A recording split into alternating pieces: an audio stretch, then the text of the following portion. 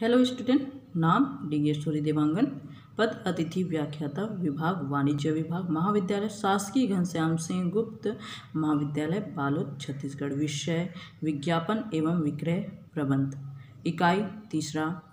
Topic है मेरा विज्ञापन बजट। पेपर थर्ड, पार्ट है 6, कक्षा है M.Com 4th सेमेस्टर। चलिए अब हम डिस्कशन करते हैं बजट बनाने की विधियाँ। विज्ञापन बजट हम किस प्रकार बनाते हैं। विज्ञापन बजट बनाने की विधियाँ। तो सबसे पहला विधि है निश्चित मार्गदर्शक विधि। निश्चित मार्गदर्शक विधि, इसको 3 भागों में बांटा है: विक्रय प्रतिशत विधि, यूनिट विक्रय विधि और प्रतिस्पर्धा समता विधि।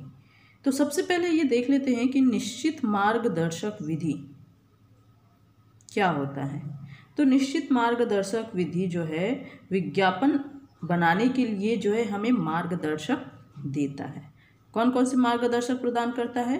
विक्रय प्रतिशत विधि, यूनिट विक्रय विधि और प्रतिस्पर्धा समता विधि।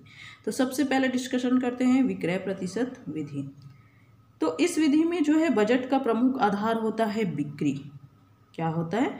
बिक्री। इस विधि में विज्ञापन बजट की रकम जो है बिक्री के एक निश्चित प्रतिशत के रूप में निर्धारित की जाती है।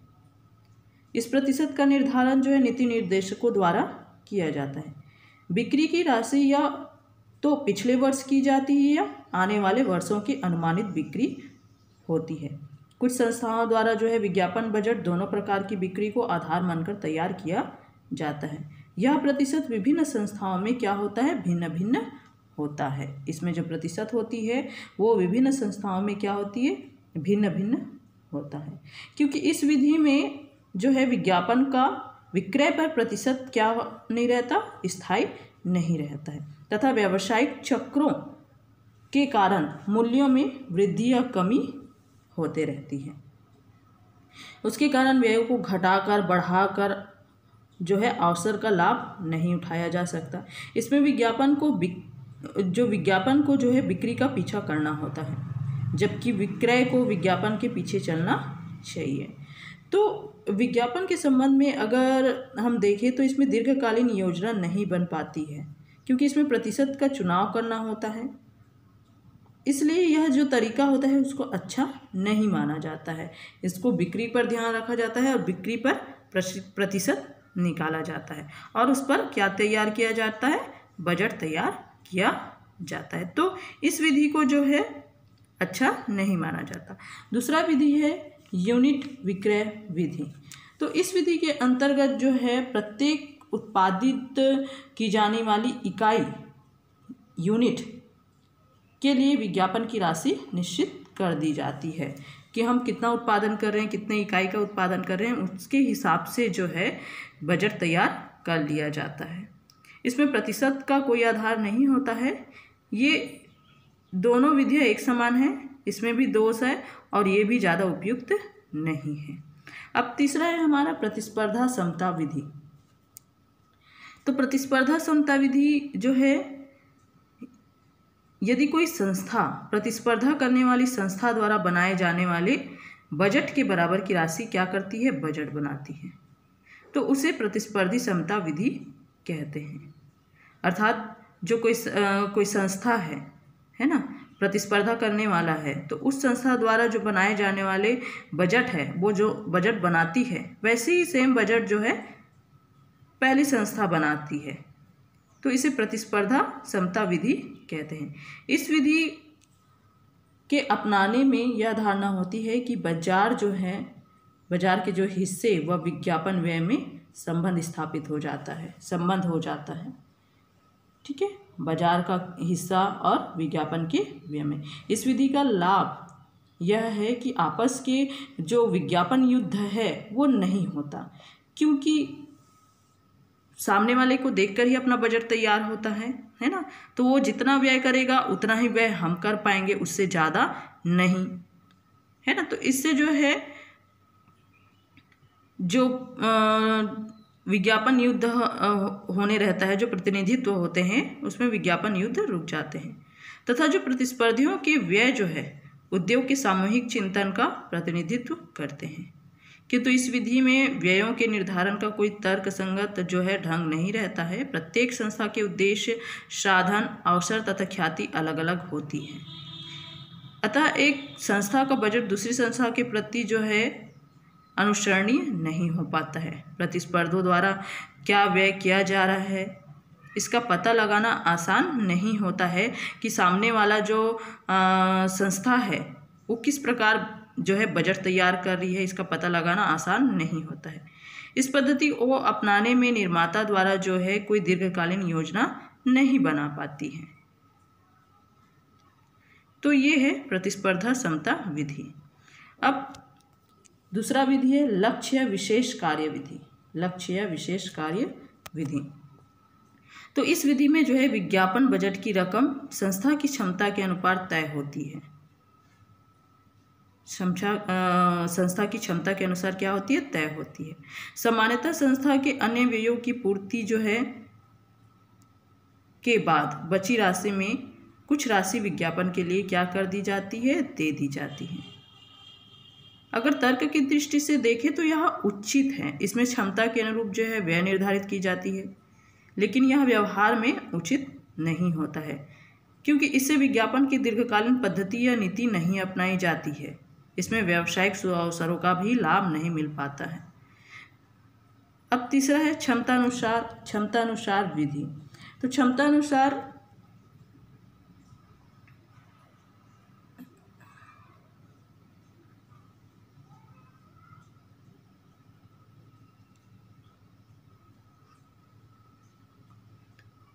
अब है सीमांत आगम विधि।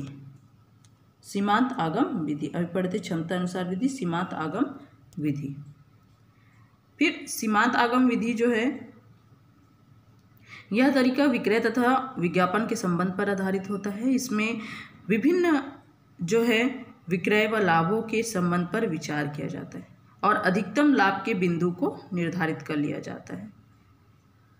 इसमें कठिनाई यह है कि विक्रय व उत्पादन के साथ संबंध स्थापित करना जटिल हो जाता है। इसी कारण जो है सीमांत आय की गणना भी क्या हो जाता है, कठिन हो जाता है। जैसे कि इसमें है लक्ष्य या विशेष कार्य विधि। तो इसमें क्या होता है कि सबसे पहले विज्ञापन उद्देश्य को निश्चित किया जाता है।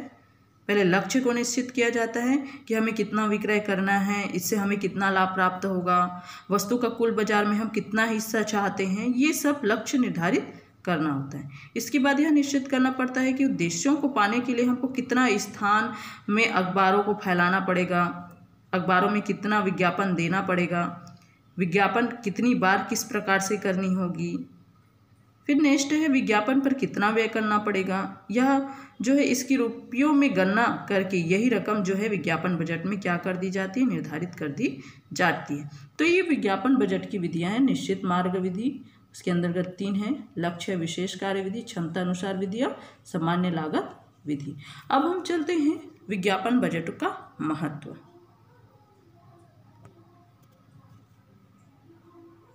अब है हमारा विज्ञापन बजट का महत्व। तो देखिए जो है विज्ञापन बजट का कितना महत्व होता है, या एक संस्था में विज्ञापन के लिए बजट तैयार करना कितना महत्व होता है, ये देखते हैं। सबसे पहला पॉइंट है विज्ञापन बजट से साधनों का सदुपयोग होता है। क्या होता है, विज्ञापन बजट से साधनों का सदुपयोग होता है।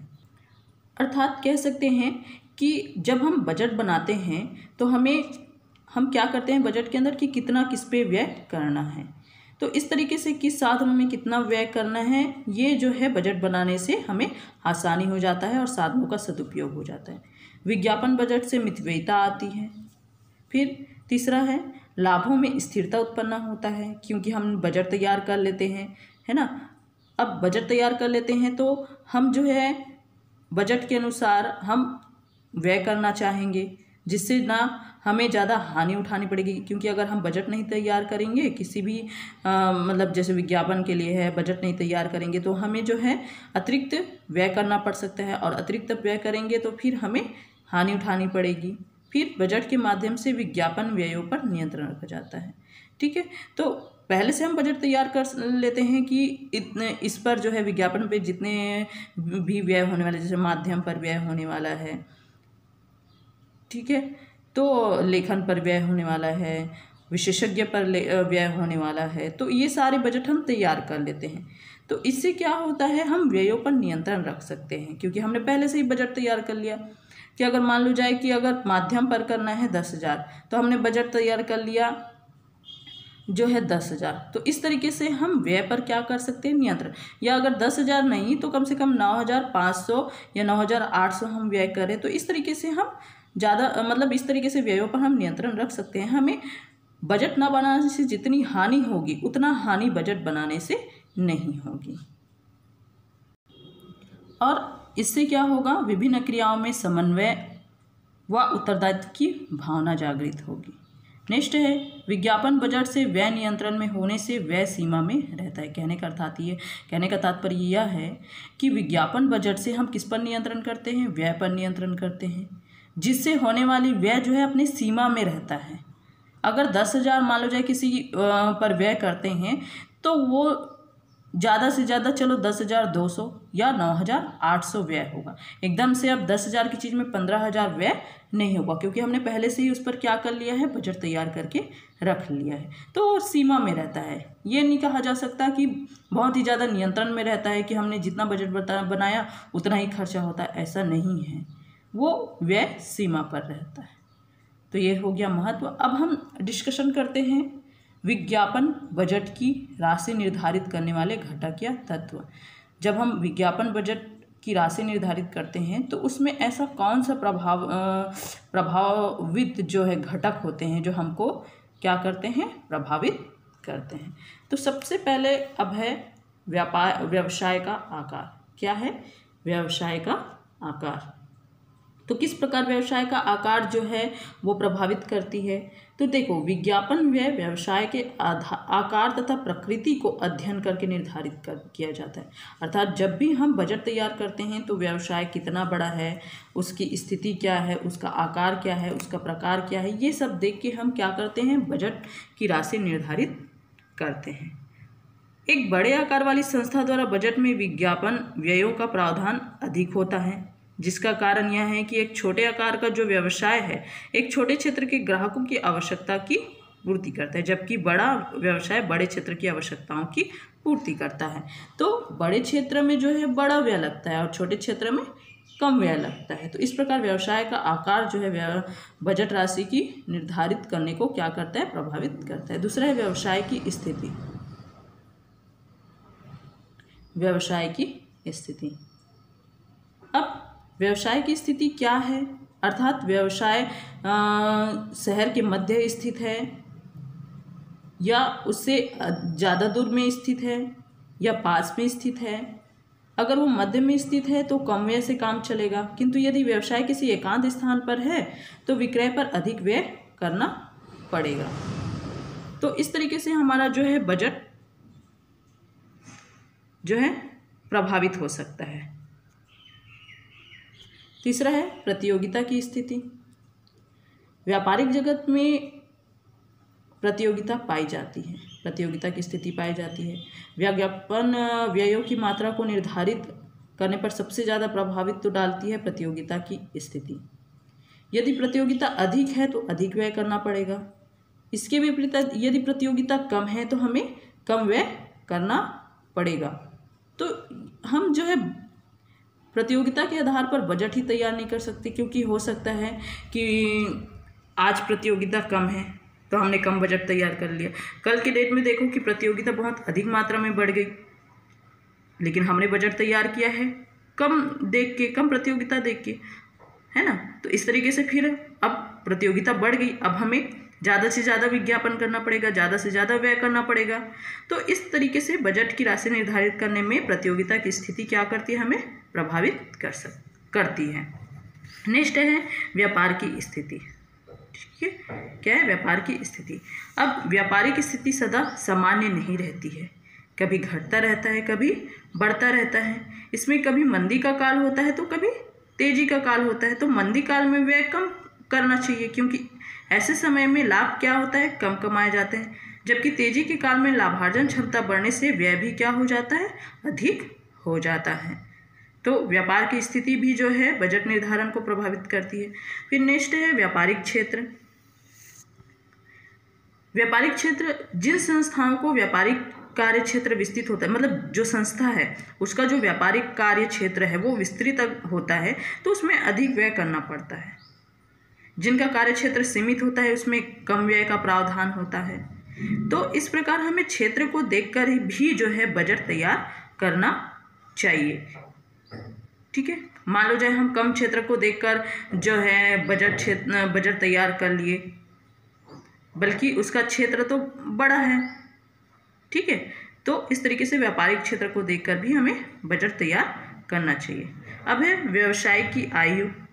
अब देखते हैं व्यवसाय दीर्घकालीन है या अल्पकालीन है, या अभी अभी स्टार्ट हुआ है, शुरुआत है, या बहुत पुराना है। क्योंकि व्यवसाय जितना पुराना होगा उनकी ख्याति उतनी ही एवं साख बाजार में उपस्थित होंगी, उतनी ही ज़्यादा ख्याति होगी और साख बाजार में वो क्या रहेंगे, उपस्थित रहेंगे, जिसके कारण उनको व्यय कम करना पड़ेगा। अब हम बात कर लेते हैं एक नए व्यवसाय की, तो उसमें अधिक व्यय करना पड़ेगा, क्योंकि उसमें उसको बाजार में ख्याति बनानी पड़ती है, साख बाजार में उसको टिकना पड़ेगा, लोगों से संपर्क स्थापित करना पड़ेगा, व्यवहार बनानी पड़ेगी, लोगों ग्राहकों के फैशन रुचि सारी चीज़ों को जो है सारी चीज़ों का खोज करना पड़ेगा। तो ये सारी बातों को ध्यान में रखना है कि व्यवसाय की जो है आयु यानी वो कितना पुराना है या फिर नया है। अगर वो पुराना है तो उस पर कम व्यय करना पड़ेगा, और अगर वो नया व्यवसाय है तो उसमें हमें अधिक खर्चा या व्यय करना पड़ता है। तो इस तरीके से जो है व्यवसाय की आयु जो है विज्ञापन बजट की राशि को जो निर्धारण करते हैं हम, उसको प्रभावित करता है। अब है नेक्स्ट व्यवसाय की विक्रय नीति। अब है हमारा व्यवसाय की विक्रय नीति। अब देखिए व्यवसाय की विक्रय नीति भी व्यय की मात्रा को क्या करती है, निर्धारित करने में प्रभाव डालती है। कैसे? वे व्यवसाय जो संवर्धन नीति अपनाती है उसमें अधिक विज्ञापन व्यय की व्यवस्था करनी पड़ती है। इस प्रकार से वे संस्थाएं जो फैशन की वस्तुओं का विक्रय करती है उन्हें भी अधिक व्यय करना पड़ता है। इसके विपरीत जो सामान्य व्यवसाय वाली संस्था है उसको ऐसे व्यय कम करना पड़ता है। तो इस तरीके से विक्रय नीति भी जो है विज्ञापन बजट की राशि को निर्धारित करने में क्या करती है, प्रभाव डालती है। क्योंकि कई जो है संस्था होती है, व्यवसाय होती है जो केवल 100 की वस्तुओं का ही जो है विक्रय करती है। लोगों को अट्रैक्ट करने के लिए जो है संवर्धन की नीति अपनाती है, उसमें ज़्यादा व्यय करना पड़ता है। कई लोग जो है माल को ज़्यादा से ज़्यादा बेचने के लिए जो है फैशन की, जैसे मैंने भी कहा कि फैशन की वस्तुओं का विक्रय करते हैं, है ना। लोगों को ज़्यादा से ज़्यादा अट्रैक्ट करने के लिए उस पर और ज़्यादा व्यय करते हैं, विज्ञापन देते हैं। जैसे सपोज़ आप एक एग्जाम्पल ले लो कि जैसे कोई साबुन का बंडल है, उस पर जो है कंटेनर फ्री, तो कंटेनर का जो व्यय है वो क्या हो जाता है, बढ़ जाता है ना। ये क्यों करते हैं? ताकि ग्राहक आकर्षित हो सके, है ना। तो ग्राहक को आकर्षित करने के लिए हमें जो है क्या करना पड़ता है, विक्रय को बढ़ाना पड़ता है। अब विक्रय को जैसे ही बढ़ाते हैं हम क्या होता है, व्यय बढ़ता है ना। तो इस तरीके से बजट की राशि भी क्या हो जाती है, मतलब बजट जो है वास्तविक राशि से क्या हो जाता है, अधिक हो जाती है। वास्तविक जो राशि होती है, जो वास्तविक खर्चा होना होता है, उससे कहीं ज़्यादा क्या हो जाता है, अधिक हो जाता है। तो व्यवसाय की जो नीति होती है वो भी इस पर क्या करता है, प्रभाव डालता है। अब देखिए पुराना अनुभव। अगर कोई संस्था है या व्यवसाय है, उस पर कार्यरत जो है कर्मचारी हो, व्यापारी हो, अधिकारी हो, है ना, जितना पुराना अनुभव होगा उतना ही कम व्यय होगा। क्योंकि उनको पता होता है कि ग्राहकों को किस तरीके से माल चाहिए, किस तरीके से उसका रुचि होती है, किसमें उनकी रुचि होती है, किसमें उनका जो है फैशन होता है, उनका जीवन स्तर क्या है, ये सारा चीज़ जो पुराने अनुभवी जो व्यापारी होते हैं उनको पता रहता है, जिससे क्या है, व्यय कम करना पड़ता है।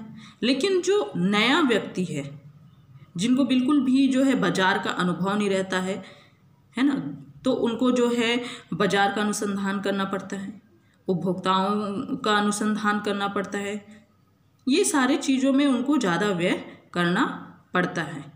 तो इस तरीके से जो पुराना अनुभव है तो वो बजट की राशि को निर्धारित करने में क्या करता है, प्रभाव डालता है।